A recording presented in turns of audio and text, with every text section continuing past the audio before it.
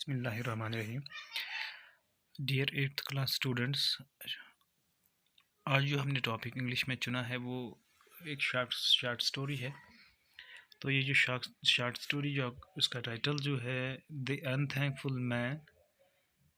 तो आप left side में जो बार कोड देख रहे हैं उसको स्कैन करके आप टेक्स्ट पे जा सकते हैं। तो ये जो अनथैंकफुल मैन जो है ये शार्ट स्टोरी आपके टेक्स्ट बुक में पेज नंबर 78 से शुरू होती है।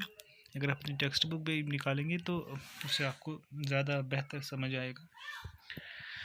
तो ये जो स्टोरी है ये एहसान फरामोशी से ही मुतल्लिक है। तो इसमें आपको डिफरेंट कैरेक्टर्स मिलेंगे। एक कैरेक्टर है रमन, जो एक पुअर मैन होता है, एक गरीब इंसान होता है। लेकिन ये काफ़ी हेल्पफुल पर्सन होता है। गरीब होता है लेकिन हेल्पफुल होता है, दूसरे की मदद करता है। इस कहानी में आप देखेंगे एक टाइगर, एक मंकी और एक गोल्ड स्मिथ। ये इस कहानी के बाकी किरदार हैं, बाकी कैरेक्टर हैं। ये जो रमन होता है एक गरीब इंसान होता है, लेकिन गरीब होने के साथ साथ ये एक हेल्पफुल इंसान भी होता है। बावजूद इसके ये गरीब इंसान है, ये दूसरों की मदद भी करता है।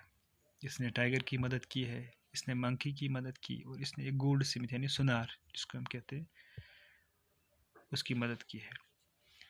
ये जो बाकी जानवर हैं, टाइगर या मंकी जो है, तो बदले में वो भी साबित हो गए कि वो थैंकफुल क्रिएचर्स निकले। यानी ऐसी पैदाइश, क्रिएचर्स हम कहते हैं पैदाइश मखलूक़ात को, जो थैंकफुल निकले, यानी जो वापसी में जिन्होंने वो भी शुक्रगुजार निकले। यानी दे paid with the same note while as the goldsmith makes a brazen show of his thanklessness and deceit। जबकि ये गोल्ड स्मिथ होता है वो एक he makes a brazen show of his वो खुलेआम उसने अपनी उस थैंकलेसनेस, वो जो एहसान फरामोशी का सबूत दिया, एंड डिसीट और धोखे का सबूत दिया। यानी वो एक एहसान फरामोश इंसान निकला, वो एक धोखेबाज इंसान निकला। अब इस स्टोरी को पढ़कर हम देख सकते हैं कि इसका जो मोरल है वो वाज़ह हो जाता है। इस निचोड़ इस कहानी का जो है उससे आपको पता चलेगा कि ये जो थैंकफुल इंसान और थैंकलेस इंसान में क्या फ़र्क। तो ये जो रमन वाज ए पुअर ब्राह्मण who lived with his wife on the outskirts of A small town. Raman एक गरीब ब्राह्मण परिवार से ताल्लुक़ रखता है, जो कि रहता है अपनी बीवी के साथ। ऑन द आउटस्कर्ट्स होता है जो बाउंड्री होता है, जैसे कोई गांव होता है उसके आसपास जो मतलब गांव की जो बाउंड्री होते हैं उसको आउटस्कर्ट्स कहते हैं। तो उस आउटस्कर्ट्स में वो रहता है, यानी गांव जो है उसके पेरिफेरी में वो उसका बसेरा रहता है।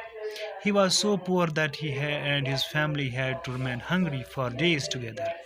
वो इतना गरीब था कि वो और उसकी बीवी को रहना पड़ता था भूखे फॉर डेज टुगेदर, यानी बहुत दिनों।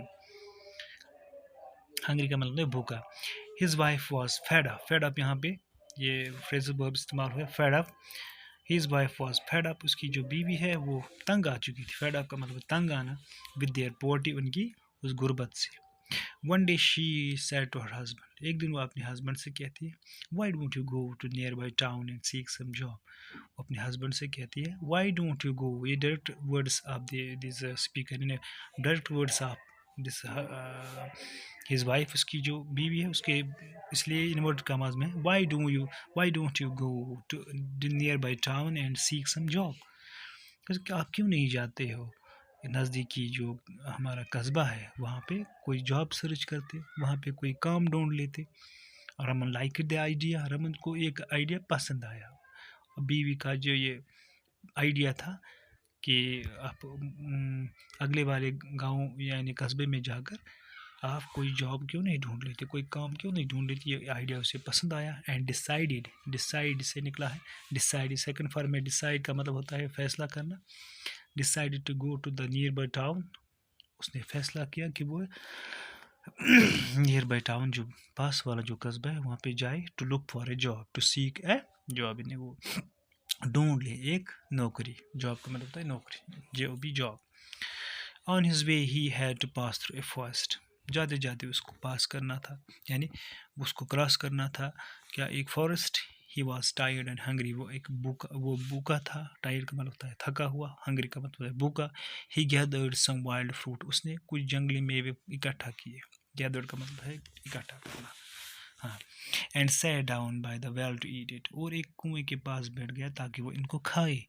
Just then he heard some voices, उसी आसना में उसने सुने कुछ आवाज़ है। वॉइस का मतलब आवाज़, जो जुबान से आवाज़ निकलती है उसको वॉइस बोलते हैं। The voices wire coming from, voice का मतलब कोई आवाज़ जिसका मान्य हो।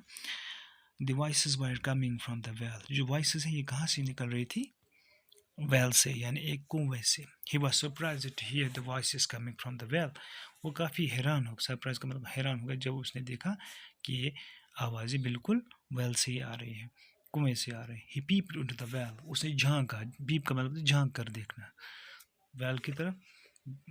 टू हिज सरप्राइज, उसकी हैरानगी की इंतहा, ही saw a tiger, a monkey, a snake and a man in the well, इसने 4 तरह के चीज़ें वहाँ देखी। एक इंसान देखा, एक टाइगर देखा, एक मंकी देखा और एक स्नेक देखा, ठीक। ये 4 चीज़ें उसने देखी।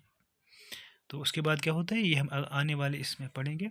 इसमें कुछ वर्ड्स हैं जिनको आप जिनका माने मैंने बताया, लेकिन आप सर्च करेंगे डिक्शनरी में, उनके आप सिनोनिम्स लिखेंगे, जैसे आउटस्कर्ट्स हैं, इसी तरह हंग्री, इसी तरह दूसरा फेड ऑफ, इसी तरह और एक वर्ड है आइडिया, इसी तरह एक वर्ड है फॉरेस्ट, इसी तरह वो एक वर्ड है गैदर, GATHR गैदर। उसी तरह एक वर्ड है वॉइस, सरप्राइज, पीप। तो ये वर्ड्स हैं, इनके मीनिंग आप लिखेंगे और कॉपी पे दर्ज करेंगे। आज के लिए इतना ही। अस्सलाम वालेकुम।